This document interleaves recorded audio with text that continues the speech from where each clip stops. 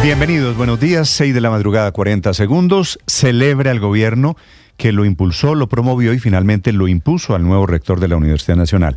Se llama Leopoldo Múnera, que no por coincidencia, anoche tarde en su primera declaración en el Auditorio León de Greiff, comienza a hablar de movimiento constituyente dentro de la Universidad Nacional. La sesión del Consejo Superior Universitario, la de ayer, pasará a la historia no solo por lo accidentada. Sacaron de la sesión al rector Peña. 3 consejeros se negaron a votar, 3 de 8. Las hojas de vida las llevó el gobierno y no estuvo ni la ministra de Educación ni el ministro ad hoc, que supuestamente era el encargado de este tema, el ministro Correa, el ministro de Cultura. El golpe, la jugada a la Universidad Nacional la orquestó el viceministro de Educación, Alejandro Álvarez.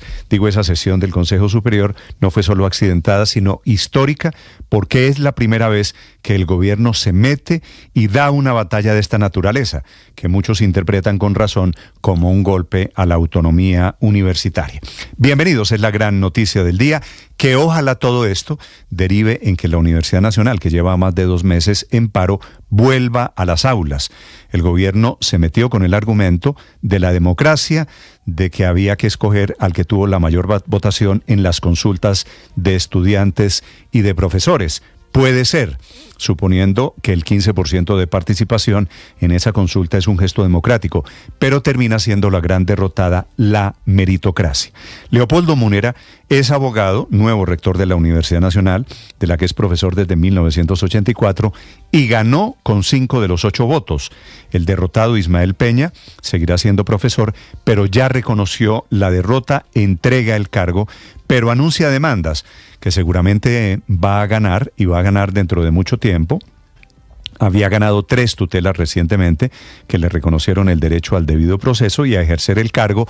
Por eso tan controvertida la elección del nuevo rector. El gobierno termina desdiciéndose y deshaciendo lo que el mismo gobierno ayudó a elegir hace 2 meses. Cuando eligieron al profesor Peña, en esas sesiones había participado la ministra Aurora Vergara, que es la ministra de Educación. El nuevo rector había sido el candidato de estudiantes y del presidente Petro desde el principio, por eso lo felicita de inmediato el presidente con confianza. Dice: felicitaciones a Leopoldo, gran intelectual colombiano, muy cercano Leopoldo Múnera, a otro profesor muy activo en todo este proceso, el profesor Rodrigo Uprimi. Tendrá que enfrentar el paro, seguramente tendrá que rehacer el cronograma, el plan de terminación de este semestre y del nuevo semestre, el segundo de este año, que va a ser seguramente corto por cuenta de la suspensión que ya ha superado los 2 meses. La inédita elección del rector y también inédita decisión del gobierno de congelar 296 billones de pesos son las noticias del día. Esta muy técnica, muy económica, pero muy importante. Hasta que no se resuelva la crisis fiscal, vamos a estar en un apretón como no se había visto nunca en la historia reciente de nuestra economía. El ministro de Hacienda, Ricardo Bonilla, le bloquea la plata a todo el gobierno, a otros ministerios, a agencias del Estado que se encontraban con las cuentas del banco bloqueadas para temas de inversión social, por ejemplo, y de transporte. La congelación de parte del presupuesto público es producto de un gran problema fiscal, un problema de caja, entre otras cosas por el muy bajo recaudo. Dice el ministro, para tranquilizar, que será un bloqueo temporal a la espera de que se expida el decreto y a la espera de que mejore el recaudo de impuestos en el segundo semestre de este año. Lo que hay de fondo es la recesión económica y cómo se va a afectar al motor del Estado, el motor del gobierno, que debía, por otro lado, ser impulsar el crecimiento económico. Dice el presidente Petro, hablando del tema del recorte, que no va a permitir que se congele la inversión para el sector agrario. Dice el presidente, responde con un muy serpista mamola. Y hablando del presidente Petro, le vuelve a decir al Banco de la República que por favor baje las tasas de interés, que coincide en ese tema con el banquero Luis Carlos Sarmiento Gutiérrez, que desde Cartagena, desde el Congreso de Asobancaria, que termina hoy, está en la misma tónica. Y hablando de Petro, les voy a contar de la propuesta del expresidente Iván Duque, que habla de una alianza de todos los partidos, una especie de todos contra contra Petro para las elecciones del 2026, que parece poco probable porque en el todos contra Petro está el centro y están diferentes sectores de la derecha. Responde de inmediato el presidente Gustavo Petro desde el departamento del Cesar diciendo que están asustados y puede tener razón. Dice que su progresismo va a ganar del 2026, pero tanto la propuesta de Duque como la respuesta de Petro desde el Cesar, lo que quiere decir es, está comenzando anticipadamente cualquier movimiento de campaña electoral para las elecciones. Estamos a 2 años de ese ambiente electoral. Dice Petro que debería pasar lo mismo en Colombia que pasó en México con el triunfo de la señora Claudia Sheinbaum. Se refiere a ella que es la delfín del presidente Andrés Manuel López Obrador. Todavía no se sabe y se abren las apuestas de quién podría ser el delfín o el sucesor del presidente Gustavo Petro. Bienvenidos, tenemos muchas historias para acompañarlos. Un gusto saludarlos en este día viernes 7 de junio. Hoy debería ser festivo en Colombia, hoy, sí, Padre. Es el Sagrado Corazón de Jesús, ¿verdad? Claro que sí, una fiesta de las más importantes que tenemos nosotros los católicos. Nosotros creemos que el corazón es el signo del amor. Entonces es el amor de Jesús. Juan Eudes decía que es el lugar más ardiente porque es el amor que llevó a que Jesús diera la vida por nosotros. Vamos a hablar en este día del Sagrado Corazón de muchas historias, muchas noticias. Hoy se están cumpliendo 8 meses de la guerra en el Medio Oriente y hay más bombardeos en su ciudad padre, en Santa Marta. Hay una gran controversia porque el alcalde aparece abrazando en unas fotografías a un señor jefe de el Clan de la Sierra, ¿no? De la mafia. Ese es un grupo mafioso que opera allí en el Caribe colombiano. Grupo paramilitar. Ahí también vi que había puesto una denuncia en su momento sobre eso. Pues en la foto se ve una relación muy sonriente de amigos de un alcalde elegido hace apenas 7 meses. Bienvenidos, aquí están las historias, las noticias para acompañarlos este viernes, que es víspera de festivo. Hoy termina la asamblea de los bancos en Cartagena y seguramente va el ministro de Hacienda a hablar de ese tema grueso del congelamiento del presupuesto público por el tema de que nos quedamos sin plata. Llegó a Barranquilla Shakira. Las historias, las noticias las preparamos en Voces y Sonidos en Mañanas Blue. Gracias a la movilización, estamos acá gracias a los estudiantes, las estudiantes, los profesores, las profesoras, los trabajadores y las trabajadoras administrativas y los egresados y las egresadas. Leopoldo Múnera fue escogido como nuevo rector de la Universidad Nacional. Múnera fue respaldado por 5 de los miembros del Consejo Superior Universitario. Otros 3 abandonaron la sesión asegurando que esta elección es ilegal. El proceso constituyente no para.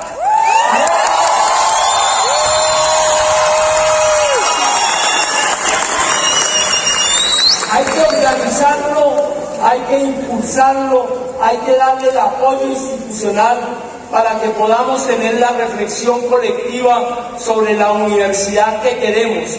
José Ismael Peña, a quien un juez ordenó mantener como rector tras fallar una tutela, aseguró en un comunicado que la elección de Múnera viola el Estado de Derecho e incurriría en varios delitos y faltas disciplinarias. Diego Torres, representante de los profesores de la Universidad Nacional. Creo que nunca había estado en una sesión del Consejo Superior con tantas irregularidades. El mismo profesor Ignacio Mantilla me comenta que en sus más de 12 años de experiencia nunca había participado en una sesión en la cual claramente se había violado el debido proceso.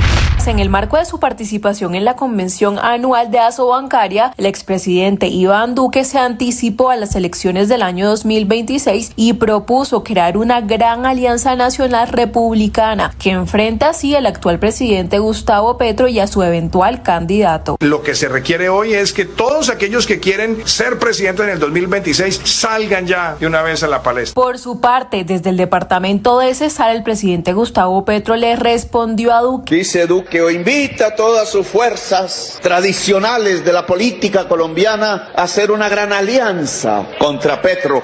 ¿Será contra el progresismo? Yo dije ahí, están asustados. También insistió en que la reelección de gobierno no implica su reelección y lo comparó con las elecciones en México. Nunca he dicho que me voy a reelegir, ni antes, ni después, ni ahora, nunca. ¿Ha sonado una frase mía que diga eso? Desde Nueva York, el canciller Luis Gilberto Murillo anunció la participación del presidente Gustavo Petro en la Asamblea General de la ONU el próximo 11 de julio y aseguró que no se hablará de constituyente. No hablamos de constituyente. Como lo ha expresado recientemente el presidente Gustavo Petro, no se va a solicitar al Consejo de Seguridad ni tampoco se ha solicitado que se avale una constituyente colombiana. La decisión del Ministerio de Hacienda es congelar cualquier gasto que no esté comprometido en un proyecto específico, mientras que termina un decreto que recorte el presupuesto del país y aplace varios gastos. Hoy están congelados en la práctica 296 billones de pesos y solo en inversiones estamos hablando de más de 50. El ministro de Hacienda, Ricardo Bonilla. Preventivamente, el Ministerio de Hacienda ha establecido una suspensión de partidas presupuestales de todo orden que tengan que ver con CDPs no expedidos. Lo primero que hay que recortar es el presupuesto de la reforma agraria. ¡Mamola! El presidente Petro asegura que la reforma agraria no se va a quedar sin plata, pero además en esta discusión Petro terminó aliado al presidente del Grupo Aval, Luis Carlos Sarmiento, quien cuestionó al Banco de la República por las altas tasas de interés. Me parece que se está exagerando en la tasa de interés real. Se dice que no bajan la tasa porque tienen miedo que vaya a haber un rebrote de inflación. Mi idea sería bajen la tasa y si hay un rebrote de inflación vuelvan a subirla. La Fiscalía otorgaría principio de oportunidad parcial al exdirector de gestión del riesgo Olmedo López, quien seguiría entregando información valiosa sobre el escándalo de corrupción de Carrotanques. En cualquier escenario, López pagaría cárcel porque no tendría inmunidad total. Su abogado, José Moreno. Se siguen recolectando elementos materiales probatorios que van a ser fundamental para el principio de oportunidad. Hoy hemos radicado esa solicitud y esa matriz de colaboración parcial frente al primer caso. La otra semana seguiremos ampliando esa matriz de colaboración frente a los diferentes casos que tiene el señor Olmedo López. El agente interventor de Nueva EPS, Julio Rincón, reveló los detalles de la auditoría forense que había sido ordenada por la Junta Directiva. En este se arrojó los resultados sobre 12 millones de facturas correspondientes al año 2019 al 2023, que se encuentran sin auditar. Esto es lo que dijo el interventor. Lo que estamos haciendo, primero aclarar el problema, saber cuál es el problema. Segundo, mejorar la red, interviniendo los municipios, en acompañar a los alcaldes, de los gobernadores, aumentando la capacidad de resolver problemas con tal de que resolvamos allá y no aumentemos el flujo hacia especialistas.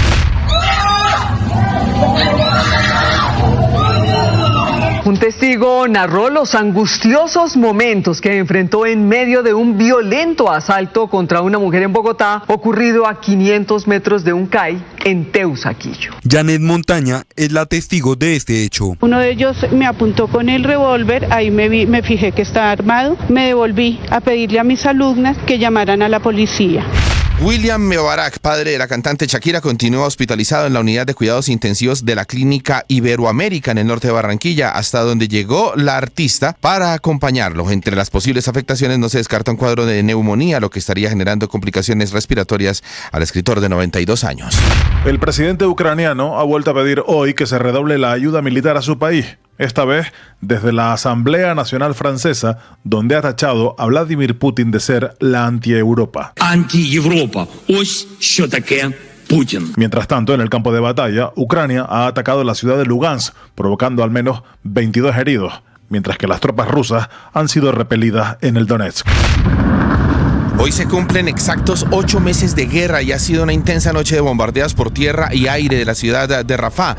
Hoy, más de 24 horas después del ataque a una escuela donde albergaban gazatíes desplazados, el ejército israelí describe el ataque como necesario para detener una bomba de tiempo. Dicen que allí se preparaban ataques contra Israel. Entre tanto, se anuncia que en julio el primer ministro Netanyahu dará un discurso ante el Congreso norteamericano. The terrorists inside the school were planning more attacks against Israelis.